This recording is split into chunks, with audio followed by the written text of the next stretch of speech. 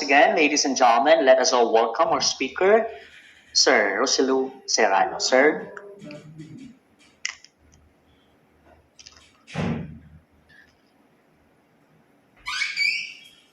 Okay, thank you again. Sorry kayo, no? Medyo ambot, isumug-sumug yung kuwanis panahon. But anyway, so let's us now continue. So clear na bang slides? So we are now on the second day of our Excel Caraga, exploring capabilities of education leaders in exploring capabilities of educational leaders in Caraga. So on my slides, okay, so we're on domain 2, the managing school operations and resources under the strand 2.2, the financial management, of course, the allocation, the procurement, disbursement, and liquidation. So on the strand 2.2, so allow me to give you the history or itong i-flashback lang gamay. What was the logic behind this financial management? So as we all know, nagkatong mga naka-seminar on the FMOM, how do we call this, the Financial Management Operations Manual. So it was established way back 2015.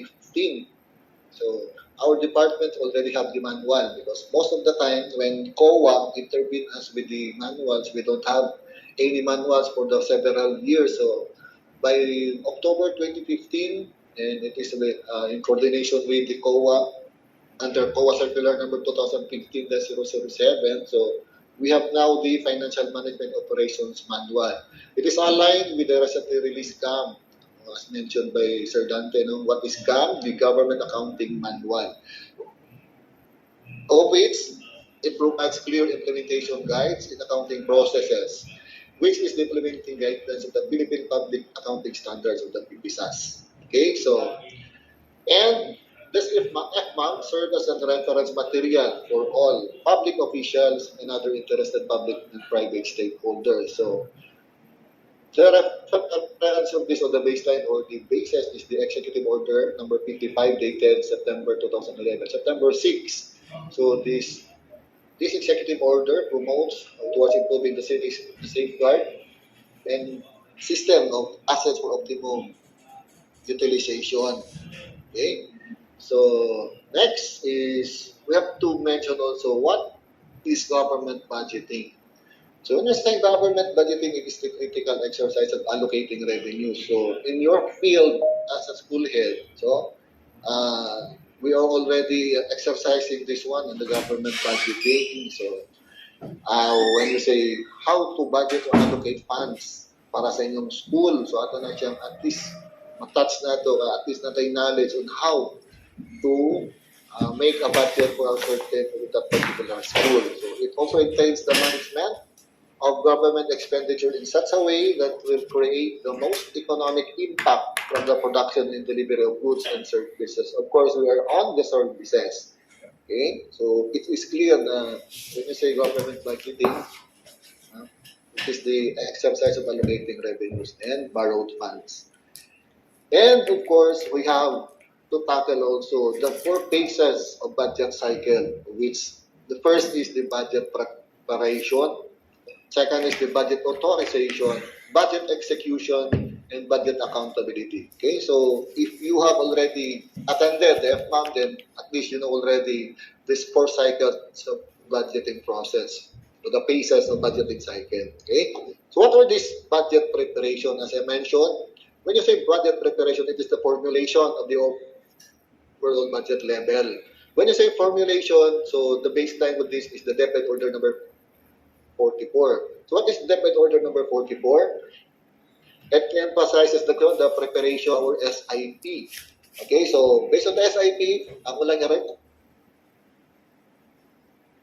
stakeholders together with the faculty, PTA, whoever is the part of the stakeholders, and they begin to address the issue, the problem, the school regarding needs, the priority needs. And after that, it will be submitted. Your proposal will be submitted to the division as consolidated report, submitted to region, and of course to the national as form part of the President's budget by department. So meaning, di ba, kung makarekolta, it is done normally on October every year that we will formulate our PPMPs together with visiting our SIP. And of course, after it is done, it will be the next cycle will be the budget legislation. So it is the review of the proposed NEP. So how do we call it NEP? It is the National Expenditures Program and enactment into law by the legislature. So it could be deliberate into the Congress, into the Senate. Then after that, kung ma-approve, then it will be provided by the DBM automatically to the all of the net, which is tumusunod si budget execution. When we say budget execution, it is the authorizations that issued by DBM. So, diri ang si GAA. So, what is GAA? GAA is the General Appropriations Act. Okay? Identified according to NEP. So, NEP is the National Expenditures Program for the by object of expenditure. So, when you say budget execution, dili na to ang mga cash advances, obligation, disbursement, and the liquidation, whatever it is, the normal process operation of a school. And after that is the accountability. When you say accountability, it is the reporting of physical accomplishments and the fund utilization of every agency of every school. So diri mo sulod in ang ato ang mga liquidation accounted, then how much is utilized accordingly based on your approved by individual school. Okay? And next, so this is the NEP. It is the budget document submitted by the President to the Congress of the Philippines. It presents the President's budget proposal. Okay, so at least kung natin proposal by department or by school, by agency, it is consolidated dito sa national and it will be submitted to the Congress and approved na dahil sa legislation sa Congress sa Senate, it becomes GAA. So this is now our approved NEP of which ato ang ginahatag sa itong mga individual school accordingly by the object of expenditure and according sa inyong needs of priorities as you are proposing. Okay? So I just wanted to have and highlight to how personal services is created or meaning nagkahimo siya og budget. So normally it's a personal services, it is computed directly from the central office. So every school does not have to compute the personal services because only the central office will compute this one. But I will just give you just an insight that it is computed based on the updated plantilla, personal services estimation and plantilla personnel. Okay, that is the CPAP, PSI, POP. As of May 31, okay, the budget for this 2022 was from the approved updated plantilla of the 2021. So, automatic na siya. So, meaning, including all those newly hired from June 1, 2020 to May 31, so mga appointment, it is pag-updated na sa plantilla, meaning automatically, mo na budget for the next ensuing year. Okay, so I would like to focus on MOOE because diri ang timeline na to, diri na to medyo importante nga activity. When you say allocation on MOE, there are several factors, no? So when we say factors, these are the parameters used, no? And coming from the central office. Normally, ang prices is nag-change accordingly. So within every year na siya differences from year 1, year 2, year 3. So when you say fixed cost, the central office will give us the amount including the enrollment cost, the teacher cost, the classroom cost, and the graduation cost. So how do we compute this one? Of course, when you say enrollment, the total enrollment as of the particular year, multiply by the factor given by the central office. Asa man ta mag-base aning mga numbers. So it will be on our individual LIS accordingly sa tuang PEIS. Meaning, what was updated on your BIS, it will be automatically computed from the central office. So, sa tuwang end, pwede po tayo makakompute so that we can come up with our proposed budget for the next year. And of course, for senior high school, because I'm talking of elementary and junior high school ganiha, so this is for the senior high school. So there are 3 factors. If you have standalone school, so there are siya fixed cost, but if none, only the enrollment cost and the graduation cost is the baseline for the computation of your proposed MOE. So, automatic na siya, no? So, diyan lang nato magkita to how to compute our proposed MOE for the next ensuing year, that one MOE. Okay, so I have also prepared slides or exercises lang, gamay lang, para makita nato how we manage our let me say ganun pag ano na to, pag check sa to mga debit orders or are we following our debit orders and memorandum. So in my example, my slide is Mr. Ferdy Masogo, the newly assigned school head of the Maasim Integrated School, has just received his order and designation as Special Disbursing Officer. Being a mature, a newbie man siya, he should be reminded of his duties and responsibilities, except, so there are choices, no? So what are those choices? So you have to draw as advance from school division office or apply for bonding with the Fidelity Bond Division of the Bureau of Internal Revenue. Liquidation or replenishment of the cash advance granted, disburse funds in accordance with the existing accounting procurement and auditing rules. So, what could be your guess answer for this one? May I know? Letter B, sir. B.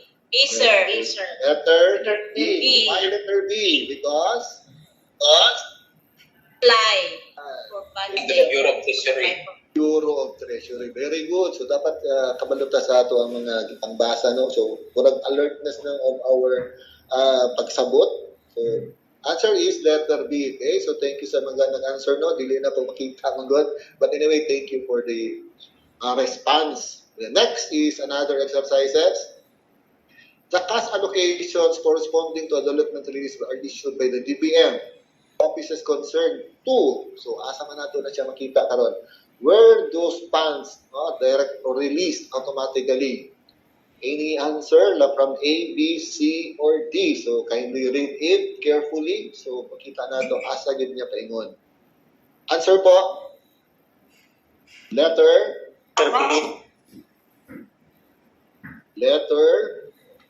Letter C, sir. Nag-answer din na si Serrano. Letter D. So, it is clearly stipulated in debit order number 8. No? So, kung basa na ito si debit order number 8, it is clearly stipulated under this that allotment will be released issued by the DBM to the modified disbursement scheme. So, it is a mandate coming from the national nga mo niya ito ang ginasunod. Okay? So, later makita na ito na why. So we are now on debit order number 8. So what are the included in the debit order number 80 in 2019? Of course, it is the revised implementing guidelines on the direct release, use, monitoring, and reporting of MOE allocation of schools, including other funding managed by school.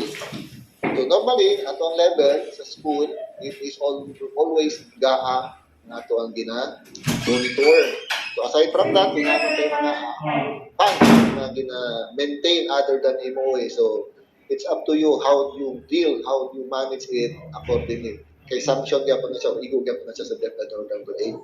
Of course, the procedures, the release of funds from DBM. So naman ingon, direct to the implementing units through the General Appropriations Act as allotment release order o the GAAW, those budget items categorized as for comprehensive release. So, meaning automatic na siya, approved ni National, DBM will release automatic sa tuwa. While implementing units, of course, considering there are two types of our, we have implementing units and we have the non-implementing units. When we say implementing units, those who are with bookkeepers and disbursing officers. But when you say non-implementing units is those without mga bookkeepers or mga item na nasa kaplantilla position. So, meaning, sa tuang level, sa school, sa elementary, na natay mga designated ADAS, but in their level of orders, wala man napasabot na they are the bookkeepers, there are the disbursing officer. Of course, they have classification accordingly. So, meaning kung di pa establish implementing units, automatically you are considered as non-implementing units. Okay? So klaro lang, no? When you say implementing units, they have bookkeepers and disbursing. But when you say non-implementing units, wala mo bookkeeper, wala mo non-implementing units. Okay? And of course, the release of cash allocation corresponding to the allotment release are issued by the DBM to the modified disbursement scheme. Yun ako nang question ganyan, no? So automatically modified disbursement scheme as we are maintaining by our government servicing bank, ang ato ang mga authorized depository bank.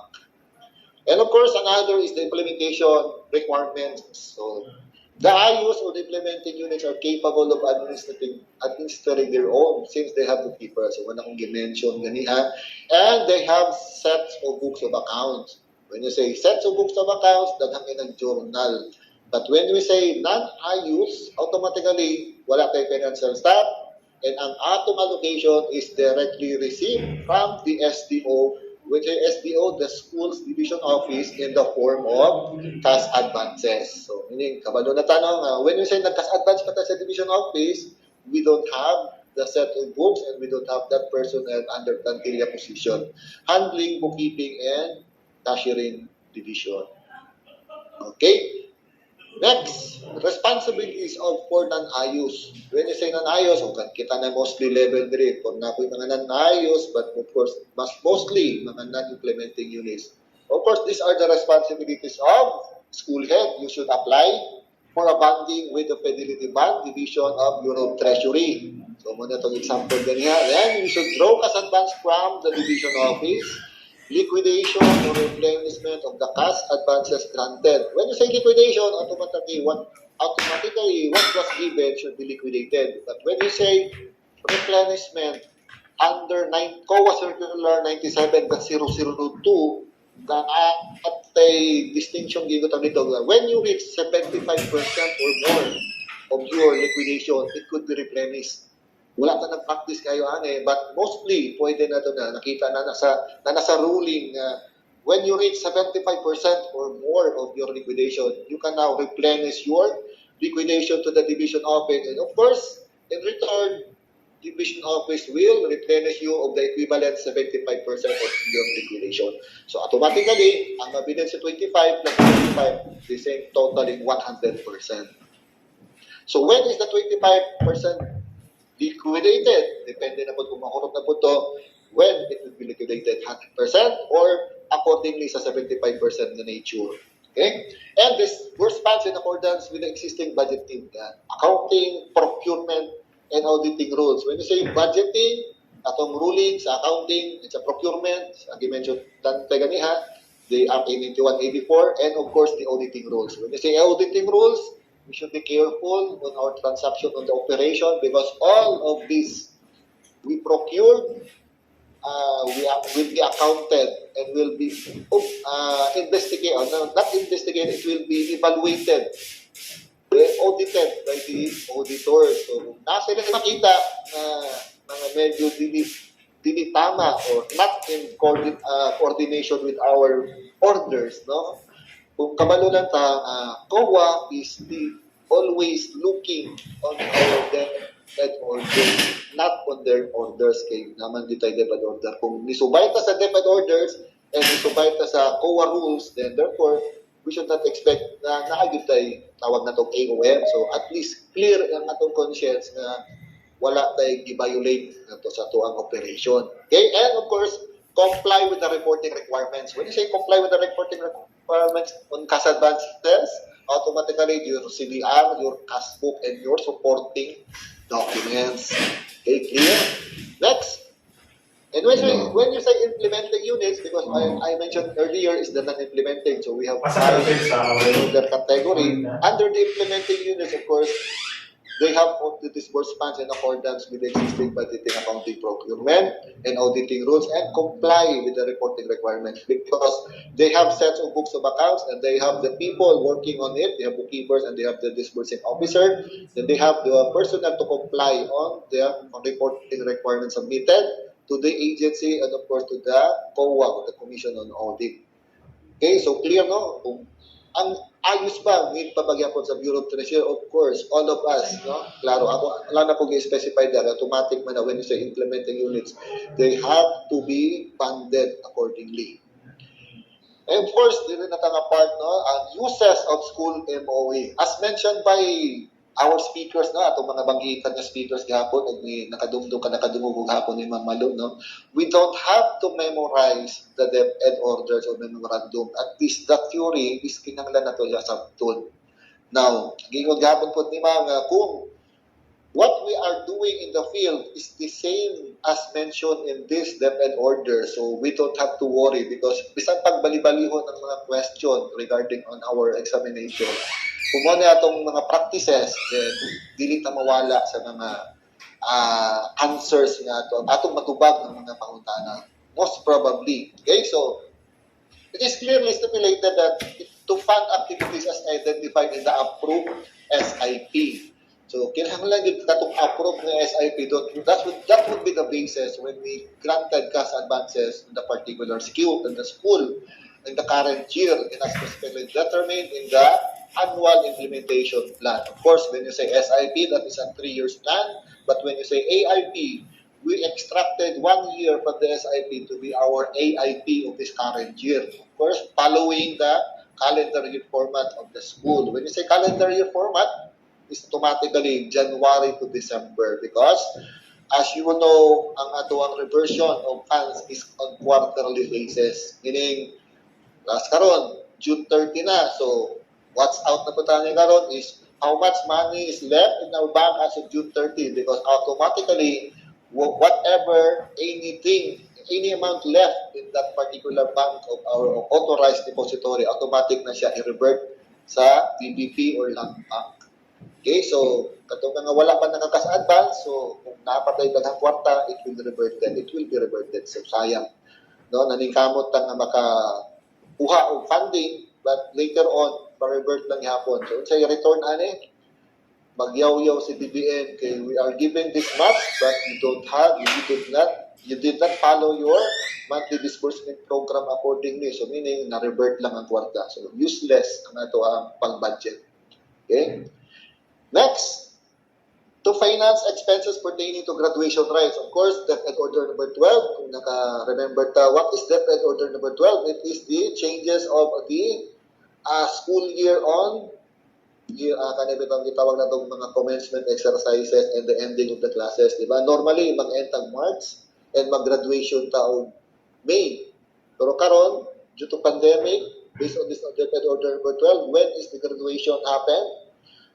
Probably ending sa June or July. So, careful when we prepare our budget. So, when do we allocate funds in terms of graduation rights? When you say ang graduation is July, so we will implement or we will propose the budget probably on June. Ilisod po kung mamalit kang supplies on that particular date na graduation na. So, ang ato ang instinct na is we should prepare in advance. Anyway, the cash advances will be given through a monthly or a quarterly basis. Okay, so please refer to DepEd Order number 12, series of 2021. It was amended, ang i-amend na ang DepEd Order number 30 o DepEd Order number katong isa ka DepEd Order number. Okay?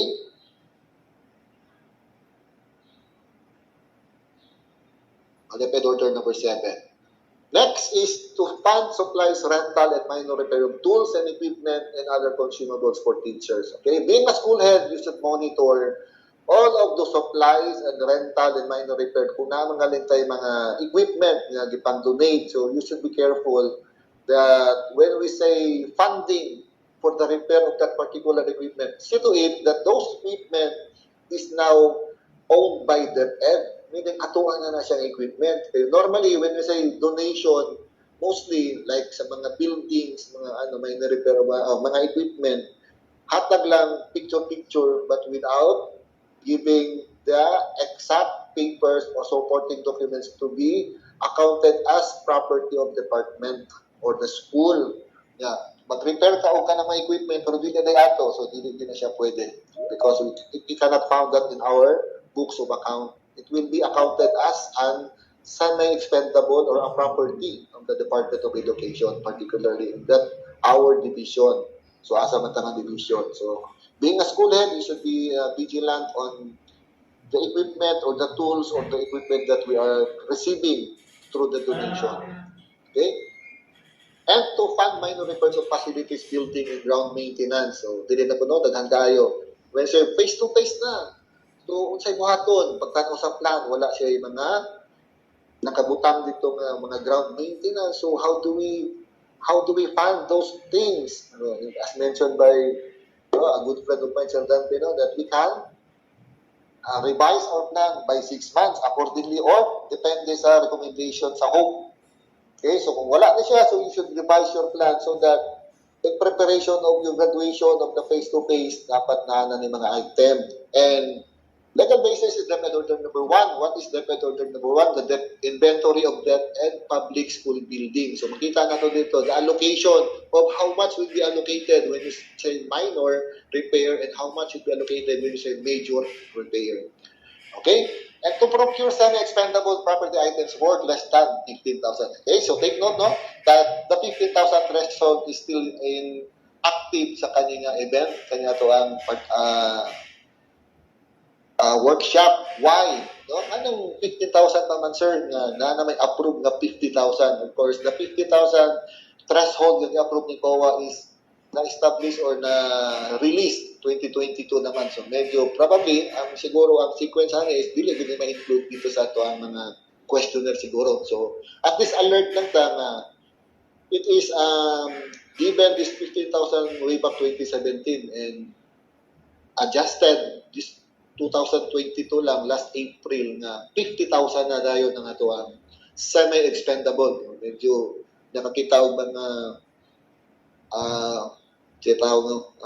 star ang mga school head nga wow na natay 50,000, but careful also on how to allocate that 50,000 threshold. Okay, basig ang MOE nato is only 200,000 and we will procure item less than 50,000, tulo ra ka po kurot na dahil sa MOE. So we should balance our operation accordingly, so based on the needs like the utilities, the salaries of our mga GOs, supplies for teachers, the pupils, and the ground maintenance. So you should balance that. Kung na may sobra, then so be it that you could procure items less than 50,000. But on our exercises, assuming wala pa siya ni-approve, so it is still the 15,000 threshold as provided under the COA. Okay?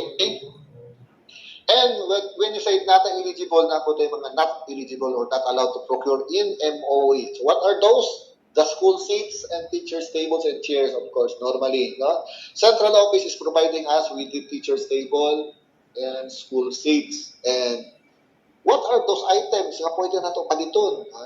Except for school furniture which are not procured provided by the central office, regional or STO. So, dili na din, nag-awas ang mamalit na dito kaning mga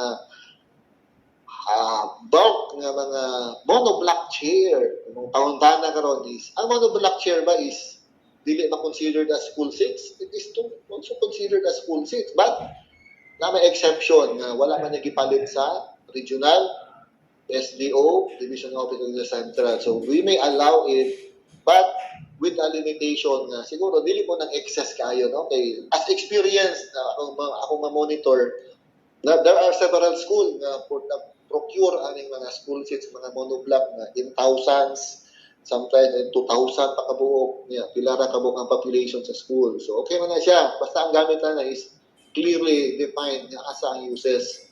But in extreme cases, unfortunately, na mga mention nga, gihulam daw ni school head, tungkol sa birthday, sa fiesta, pagbalik na guba, so wala na na-account. So careful also on how to determine the number of seats na itong i-procure na maka-justify ta if ever it will be asked by the auditors nga nung napalitan. Okay, of course, ako nang i-mention, all of these procurement, all of these activities will be evaluated by the COA. Of course, textbook is not allowed and other supplementary learning resources is not allowed. So at least, dali lang natin tunaan kung halimbawa mo gawas nga question na kung sa'yo eligible, these are those eligible, but what are those not eligible? School seats, teachers' tables and chairs, textbooks, and other supplementary learning materials. So ano lang, dali ra na ito ma-clear o dalira na ito, hinungduman. Okay? Including the periodicals and review materials. So there are several review materials offering in the field. So careful on that. Labi na directly sa school na nag-offer of review materials, kinahanay sa Google, kinahanay sa YouTube. Wow! Okay? Careful of those reproduction of this item kay natay copyright issue na may kaso na sa central office. So again, careful no of procuring mga supplementary learning material resources. So dili man ta mag-procure supplementary kay mag-reproduce. Again, as I mentioned, careful on the copyright issues. Okay? We're now on Debt and Order number 29, series of 2019. So the procedural guidelines on the management of cash advances for school MOE program funds of non-implementing units. Of course, it is always part of the operation. Why? Because under this Debt and Order number 29, each school head shall open a bank account. So, di ba? Wala na mostly karon nga magkas advance, wala na in the name of the school head. It is always under the name of the school open with the government servicing bank or the GSB within the locality where the school is located. Klaro ha? So every school, I believe all of the school has its own bank accounts maintained. And only the central office shall enter into MOA, only the central office and the government servicing bank. And the non-government servicing bank. Na naman na GSB o non-GSB. When you say government servicing bank, it is the authorized bank na i-recognize sa central office. Who are those? Is the DBP or the Development Bank of the Philippines, the Land Bank of the Philippines, and the Philippine Veterans Bank. So, tulo pa ang i-recognize. But how about those non-GSB? So, ano yung mga non-GSB daw or those mga private banks on the nearby sa ito ang mga munisipyo sa itong syudad? And of course, opening an account with a non-GSB may be allowed provided there is no existing government servicing bank within the 20 kilometers. So, pwede din ka mag-open dito sa mga private banks as long as mo qualify sila sa mga guidelines ihatag sa central office kay naman po na yung MOA. Pero kung mostly sa non-GSB is catering also at mga PLIs na halos, no? Mga pautang-utang. So, normally, ang mo grant lang yun is katong authorized government depository bank, which is DBP, Land Bank of Philippine Veterans Bank. Again, take note, within the 20-kilometer radius from the school. So, kung nagtindog ka sa imong eskwelahan, check the 20-kilometer radius kung nabay bangko niya karon sa doon. Kung wala, then wala tayong choice but to go to the authorized depository government servicing bank.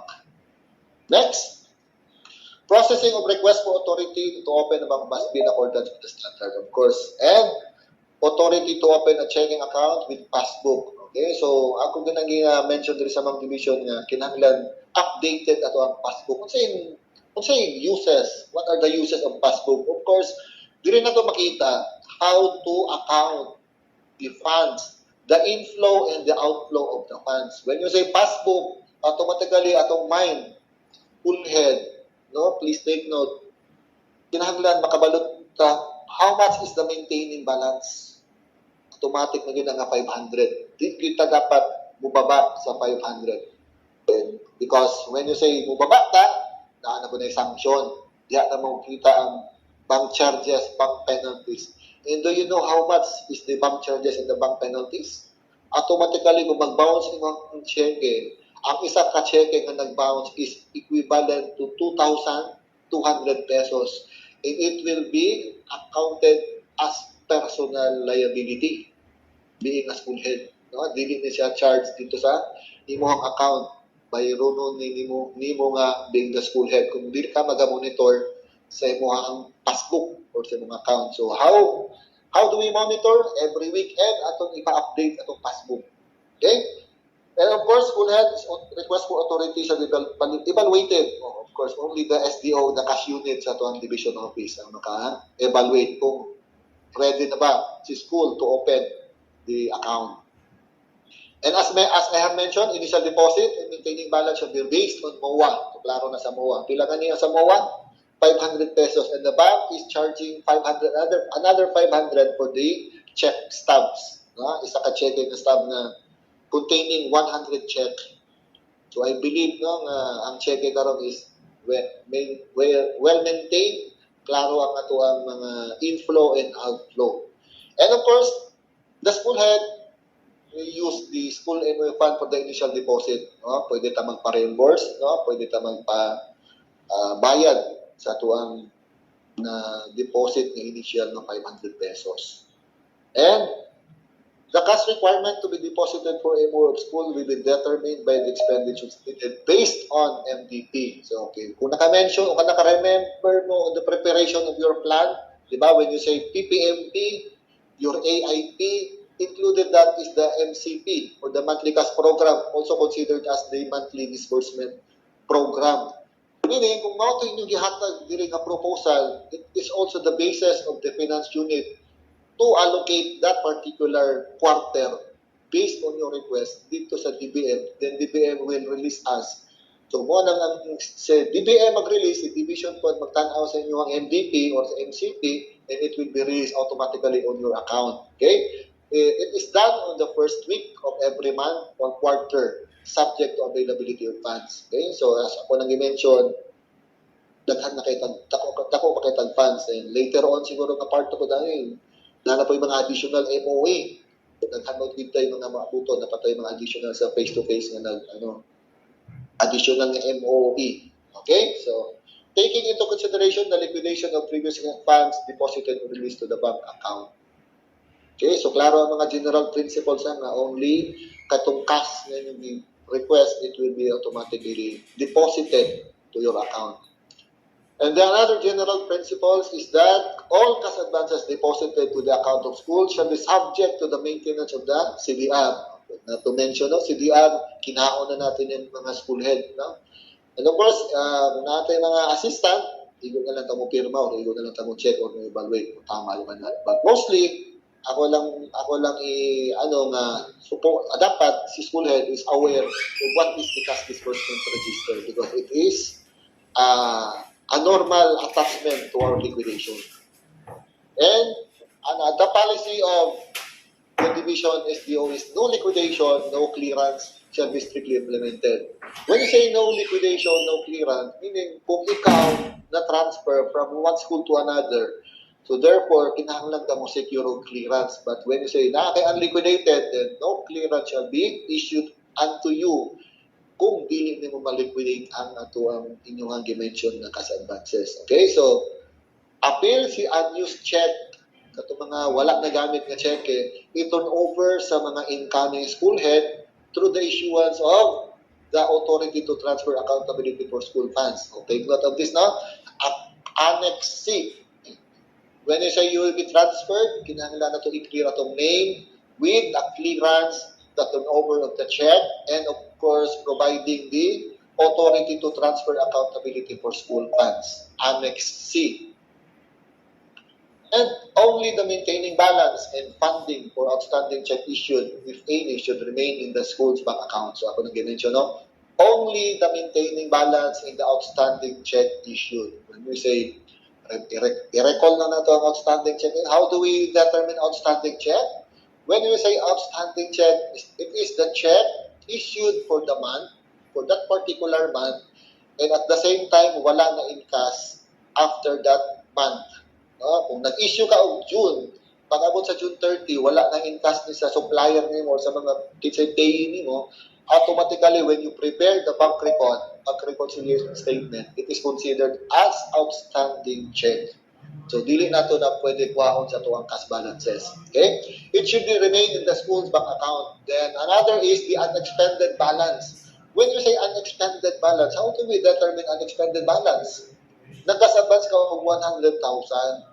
And of your liquidation, supposedly 100% to 100,000. But normally, as the price increases, as the price escalates, as the price inflates, there are several factors to consider kaning prices. So, meaning, of your 100,000, it is not assumed na 100,000 po lang imuhang na liquidate. No? Unless na lang kung na may mga magic. But normally, kung magpalit ka sa in a normal and religious procurement, nagyo na mo sobra. So, katong sobra na out of the 100,000, let us assume na sobra na 25 pesos, that is considered as unexpended balance. So, dili ito dapat mawala sa imuhang bank balances sa imuhang account. Makita po na sa imuhang passbook. And of course, the net interest income. Okay? Naka-monitor naman siguro sa itong passbook na naay mo sulod ng interest income, kuhaan og tax. When you say net interest income, so interest nag-isulod o iyahang giwithheld nga tax. So interest no minus tax, it is equal to the net interest income. So meaning, kana nga mga kwarta, dili nato na pwede hilabtan, no? As of December 31 of every year. Because it is only the bank who could transfer that to the account of the BTR. On what particular annex? Okay? Punta na ito sa annex. So it is the annex G. So it will be submitted to the bank. So asa man ta mag-submit? Mag-request tayo sa division and submit it to the bank. Sa may nagpasabot sa annex G, it is the authority to debit and credit account. Okay? So, monthly bank reconciliation, okay, sa ako nag-state din nga, it is prepared by the school bookkeepers. Okay? Although it is prepared by bookkeepers, ang ako lang hagit sa mga school head is, at least you should have a knowledge on how to prepare the bank reconciliation, how it's made, where were those mga amount gikan, para at least na kayo understanding, these are the inflows, these are the outflows, and these are the remaining cash account, cash balances of your school. Para pag-abot sa pag-audit, wow, it could be 100% liquidated or kung na may sobra, as mentioned ganiha, unexpended, it will be reverted to the bank at the end of the year. End of the year ang reversion sa mga unexpended. Okay? Ang interest income is reverted by quarter. Okay? Take note of that. Next, yan, these are the annexes, no? Mga kung ikuan, A, B, C, Annex D1, D2, so tanan naman siguro. Ang tanan ani nakaagi ani, mostly when we open the bank, but siguro sa kadugay na wala nakadugtong, saan sila? So these are the annexes, no?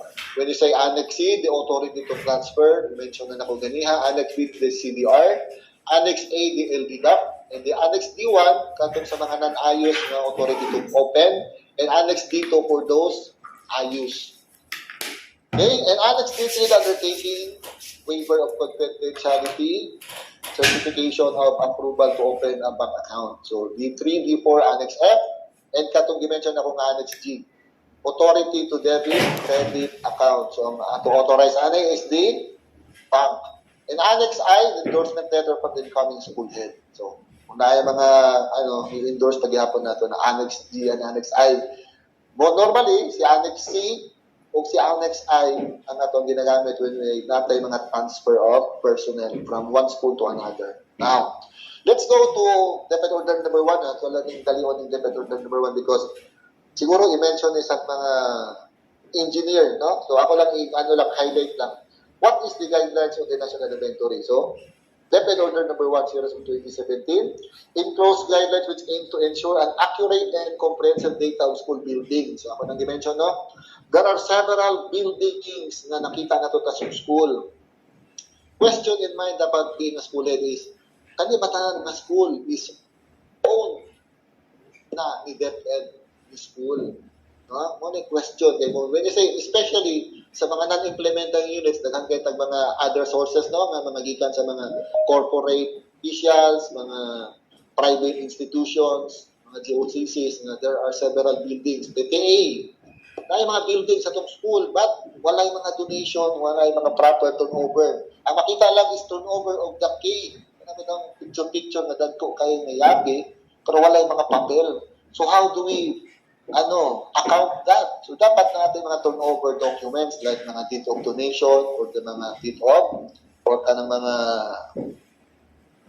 kung saan ang mga authority nga mag-imply nga atuan na nilang mga building. Mostly deed of donation. Labi na sa mga equipment. Okay? Building structure is the design, and when you say fund sources, akong giingon ganyan coming from LGU, PTA, congressman, sine, GAA, whoever it is, no? But when you structure the different design of the school building, so at least aware ta being the school head, kabalutaw sa mga design na ito mga building tuon. And when you say classification, we have the permanent and the semi-permanent. Dali lang na. When we say permanent, mostly 80% of which is concrete. But when we say semi-permanent, contrast siya, 80% lumber, 20% is a combination. Okay? So, dali lang. And when you say makeshift, that is a temporary structure. And when you say good condition, building does not need repair. Mostly, kanyang mga bago ng mga established na school. So, di natin ang lang mga good, mga repair. And when you say minor repair, ako na nang gina-permanent i-elaborate din sa mong division, ang estimated cost is only 10,000 or less per classroom. So clear. So pumunta na. Sir, namin nakulo ka classroom. So, basta ang stipulated is we have to allocate 10,000 including the labor or less per classroom. So what are those eligible items na pwede na to consider when we say minor repair? Kato ng mga window jams, mga pertahan, mga partitions. So kung musulod ka sa mong room, what is makita na to sa to visible na sa to ang sulod sa room?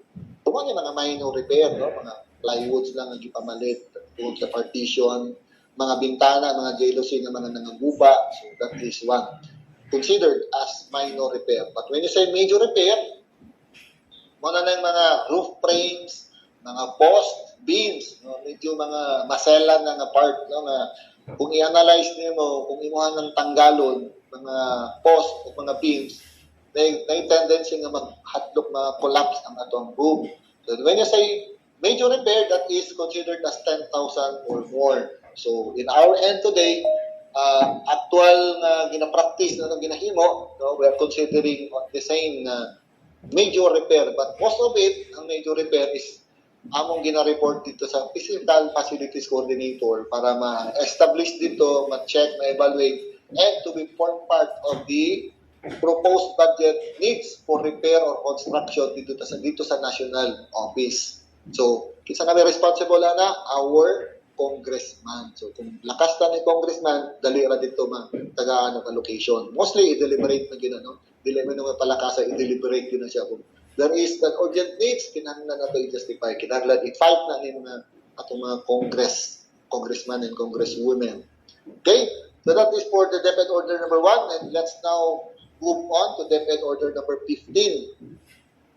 So it was mentioned by Sir Anthony Gabo, no, the supplementary guidelines on managing MOE allocation for schools to support the implementation of BELCP in time of COVID-19. So yung BELCP, the Basic Education Learning Continuity Plan, okay, and the COVID-19 pandemic. Okay, so what are the inclusions of the procedure standards of this? To ensure the expedient, efficient, and effective implementation of the activities under the BELCP, while at the same time taking cognizance of the boundaries in the judicious use of MOE. So, is clearly stipulated yung judicious use. How do we determine judicious use of MOE funds? Anong mga transaction na ito? Ako lang ibutang nga.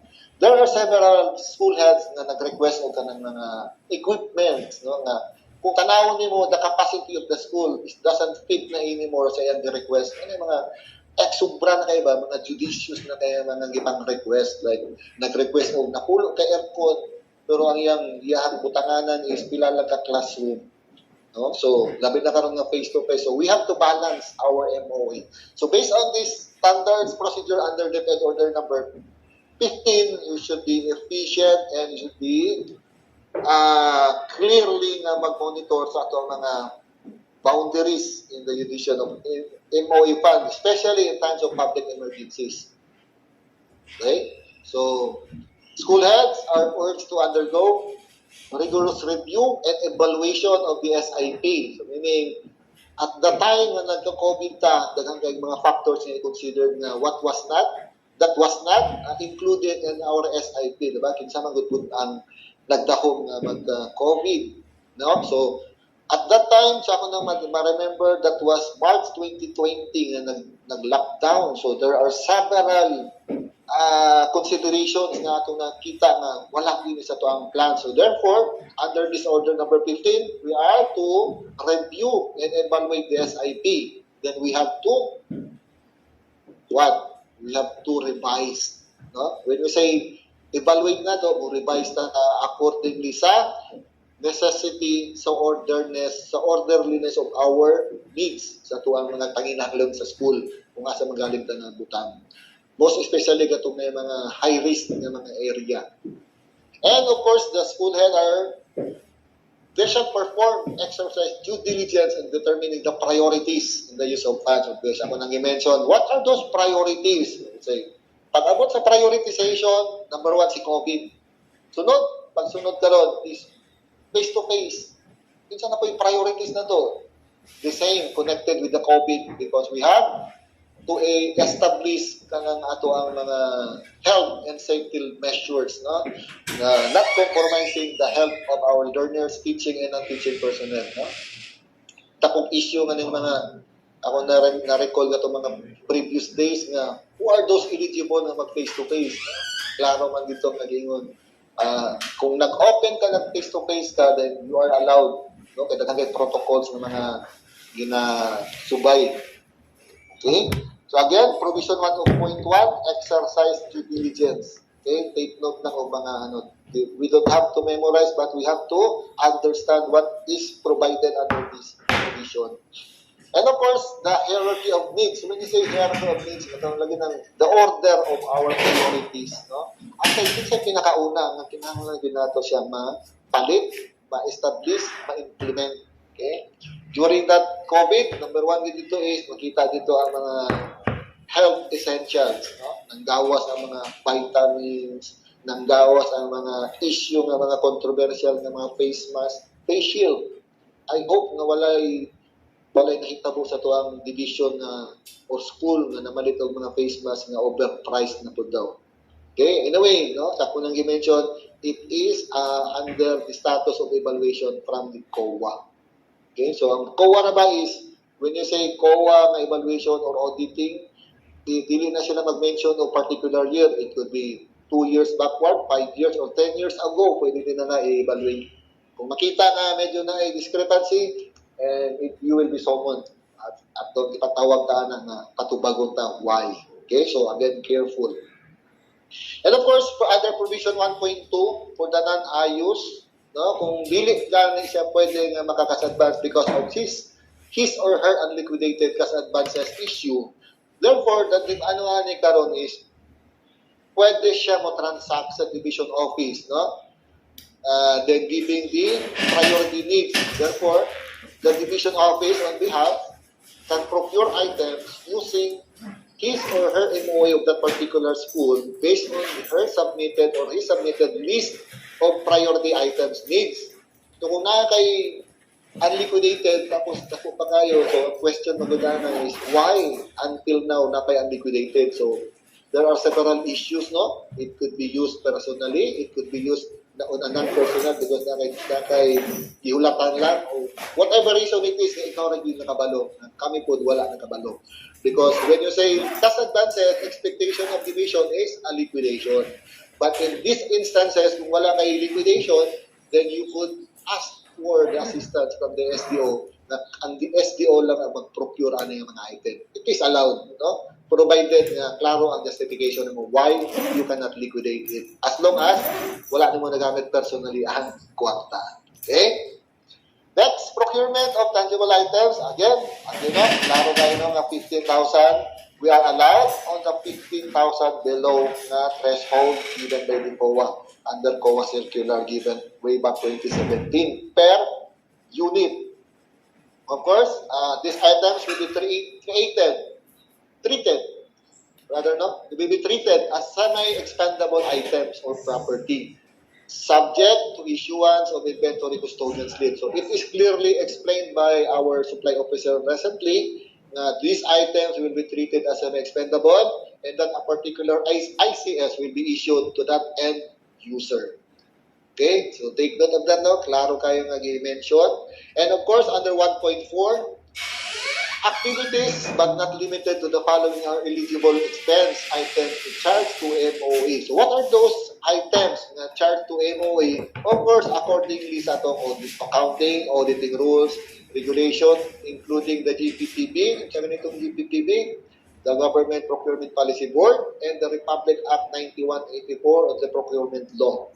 Okay, so what are those items? Those are the production, reproduction, and distribution of alternative learning modules. So I believe this one item is kato ng mga na quality assured, kato ng na go signal coming from the regional, the central office, then we can now reproduce our modules and the development of home learning guide. Okay? So natay gamay issue ani 1.4 ang eligible mga production because central office is also giving us dagko kay nga funds, no? Imagine that dagko kay nga funds for the module. So clearly kung kita nga school head ato sa i-balance, no? Here in Abusan concern, Ma'am Alvis is always telling us nga atong i-balance kay kwarta gikan sa national in terms of modules and procurement of materials to be used for the module. So therefore, in your MOE, kanang mamalit na ng supplies kung daghang mga papel na mahatag or other alternative na makita na to. So, like tablets, so it could be used.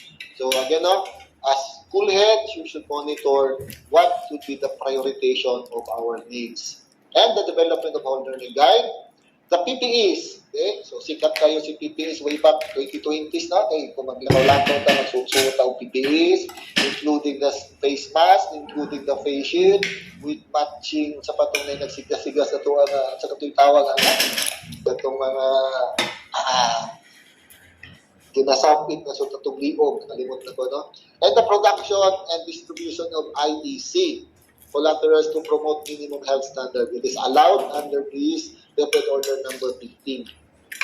And the maintenance of respiratory and hygiene was rehabilitation of water and sanitation facilities, minor improvements in classroom. Okay, so again, no, these are the eligible items. So naali ka may issue aning mga hygiene was, kaning mga pagpatao dito na to aning mga was hygiene was, no? Okay, doon sa mga sir, pwede ba nga mag-himo kayo hygiene wash? Yes, you can because naman na, pwede at mag-himo na. But the problem is, gamay ra yung school, yung plano, every classroom, butangan niya o hygiene wash. So, medyo na-question no kay, gamay ra kang MOE, huwag po mo diha. So, di na natin mabalanse ang atong operation. So, again, no, being the school head, we should balance our fundings as to the need arises on our operation. So kinahanglan daw na ma-utilize na to accordingly sa needs, nga ma-equate na to na sa ato ang utilities, sa ato ang mga COVID-19 awareness, including the DRRM, including the training, including all of the aspects nga ato ang gina-maintain sa school. Okay? Including the improvements in classroom for proper ventilation. So, proper ventilation, like ang classroom ba nato is conducive for learning, like ngit-ngit ba or hayag na ba?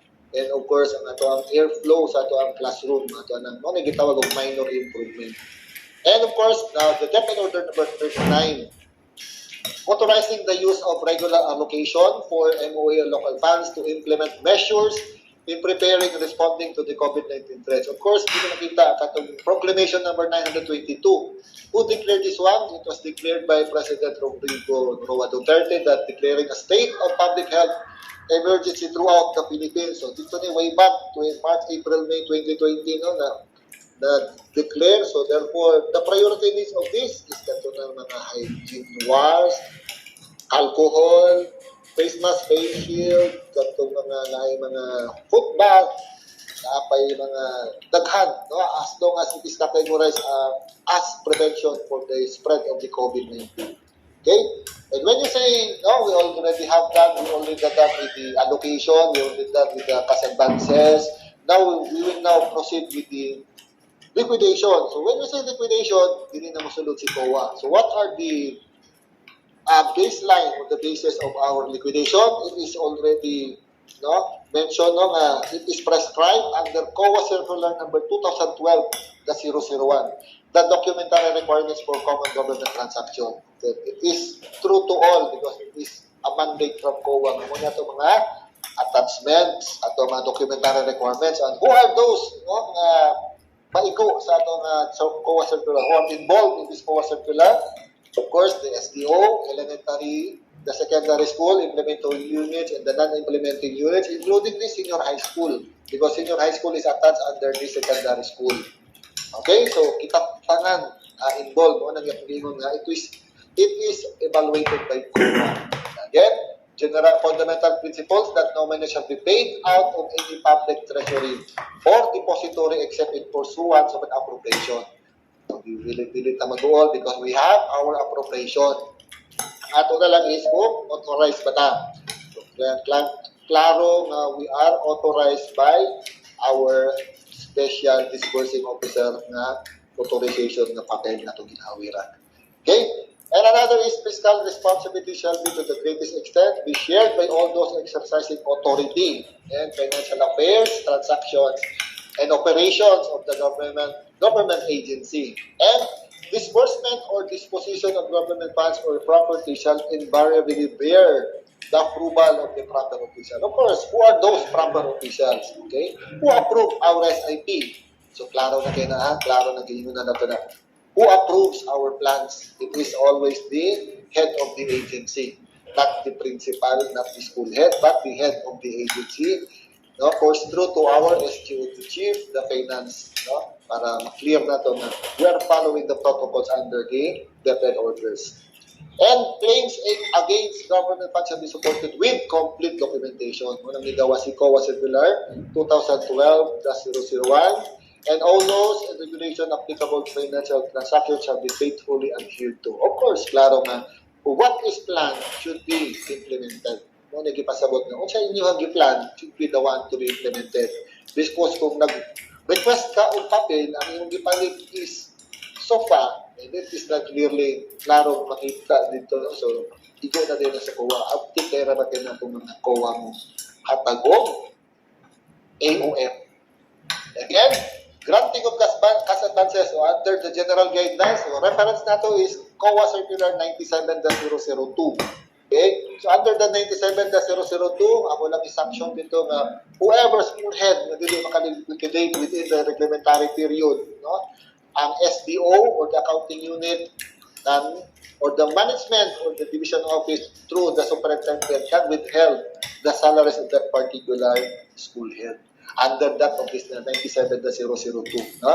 Reiterated na on the 2009-002 and the Presidential Decree of 1445, Section 89 of 1445. Okay? So normally, we are granting as advances. No? So again, general guidelines, no cash advance shall be given unless for a legally authorized specific purpose. As mentioned, inside na specific purpose, mo rin yung palita. And no additional cash advances shall be allowed to any official or unless the previous cash advances. So, walay duplication. No, unless na lang different PAPs or different PPAs or programs. But normally, it is happening in the division office lang, but not in the school. So, under the school, you are not allowed to be granted additional cash advances unless you are finished. No, you are already liquidated. No, previous. No, one, and it will be accounted for in the books.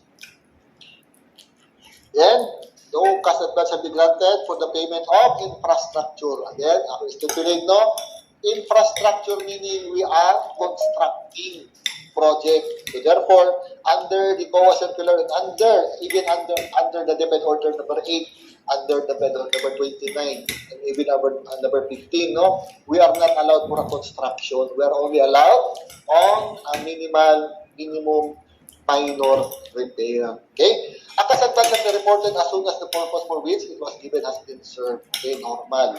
Kung nakaliquidate na ka, you will submit your another cash advances para ma-atag na po ng liquidation. And only permanent officials shall be designated as disbursing. And transfer of cash advance from one accountable officer to another shall not be allowed. Okay, take note, it is under the 2012-001. Dili pwede man-transfer. No? Kung nag-transfer si school head from one another, liquidate first, clear sa, tapos ito sa itong annex na pangyuon ni division, dayon, pwede na dahil na ma-transfer.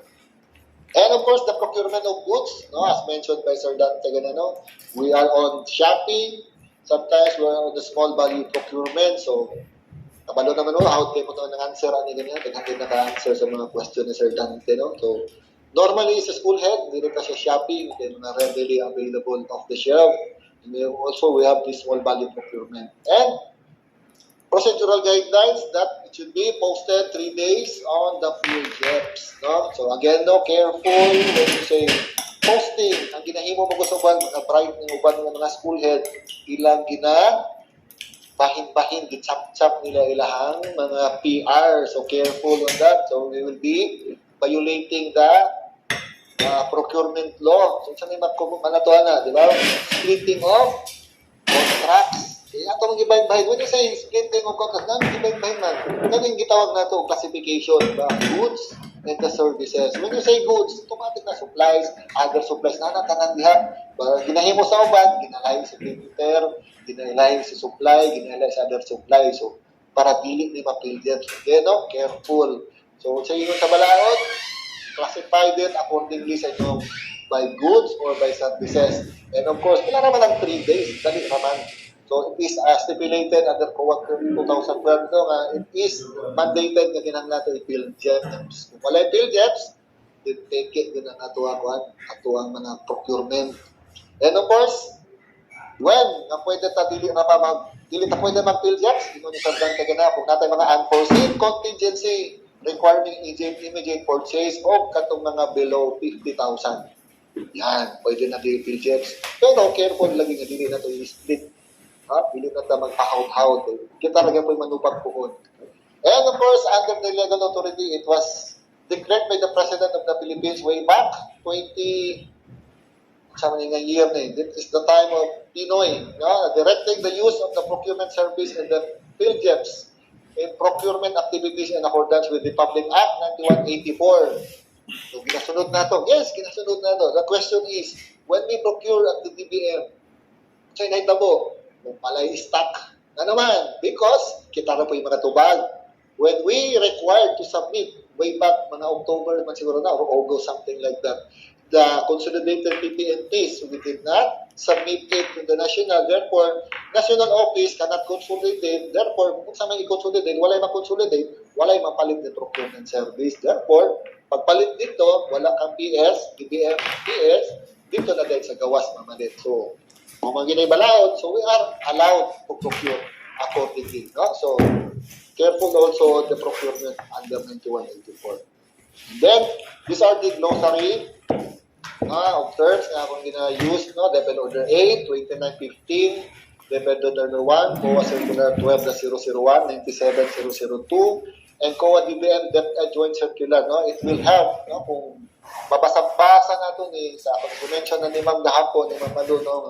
Remember na ko, we don't have to memorize it, but ato na siya i-analyze, atong internalize, no? Kung yun na, kung mo na ito ang practice sa school, tutubiin, mo ito ang regular practice na tama siya in accordance with our orders, so wala tayo dapat handukan. Kung na may mga question mga right mo, gawas, dali na natin siya masabtan, maka-answer na ako ta. Okay? Okay, so, nanabota. So, that ends my report, no? It's almost 12, no? 12 naman di ay. So, nanatay gamay lang exercises, so, gamay lang, no? So, makatubag, please, no, open lang yung mic because hindi na ko makita, no, okay? One of the general principles under Debit Order number 29-020 is that opening an account with non-GSB may be allowed provided that answer. Letter B. Letter B. Letter B, sir. Lagi mag-biosay. Yan, letter B. Klaro gingon dito na nga 20 kilometers. Okay? Next. Other. It refers to an expenditure, statutory expense, class, for support, Makita na sa inyo, exercise school, that's expenses for supplies, materials. Any answer? Any, volunteer to answer? Refers to an expenditure. Letter C, sir. Letter C.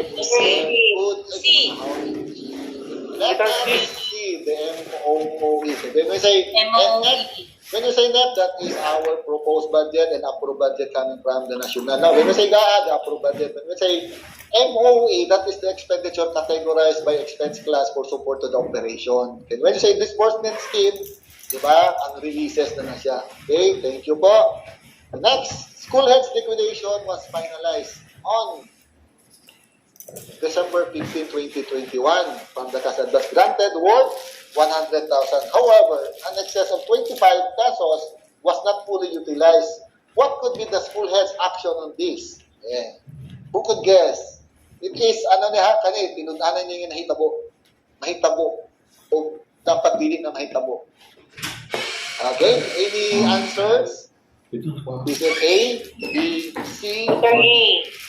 Nag-review naman sir.